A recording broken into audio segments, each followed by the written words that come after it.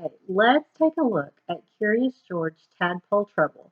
This is an adaptation by Mark London Williams based on the TV series Teleplay written by Bruce Akiyama. George was exploring a lake with his friend Bill. George was a good explorer and always very curious.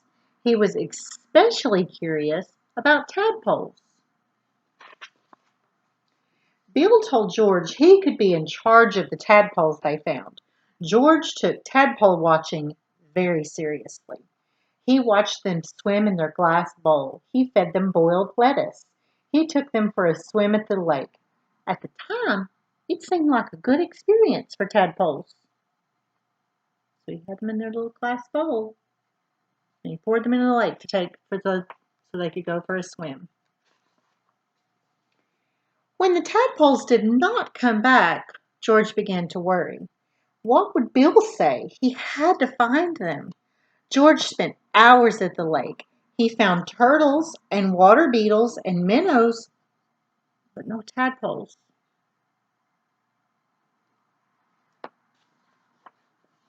Every time George would visit the lake, he would look for the tadpoles.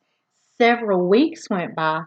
Finally, he found something that looked like a tadpole, but it had legs and almost no tail. George let it go. It didn't look like a tadpole. He had let it go swim. A few weeks after that, George took a walk in the city to think about his tadpole problem. He was going back to the lake soon. Bill would be very disappointed if George had lost the tadpoles. George walked so long he found himself in front of the museum. He saw a butterfly that reminded him of being at the lake. He followed it.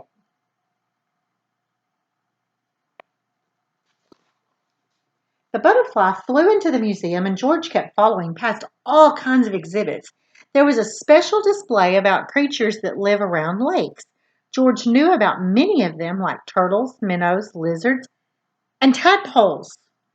So there was an exhibit about tadpoles at the museum. The pictures of the baby tadpole reminded him of his own tadpoles. There's the baby tadpole. Next to it was one of the funny creatures that George had seen in the lake. It had legs and a smaller tail. Now he understood. The creatures with legs were tadpoles, too. His friends had not vanished. They were just changing and growing up. George was so excited he left the museum without finishing the exhibit tour. As soon as George got back to the lake, he looked for his missing friends, especially the ones with little legs and almost no tails. But they were not there either.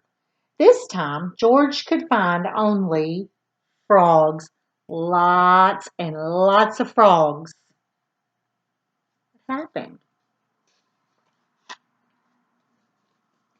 What a good idea, George, Bill said, seeing the empty jar. You decided to release the tadpoles into their natural habitat so we could watch them grow into frogs. You're not only curious, you're very smart, too.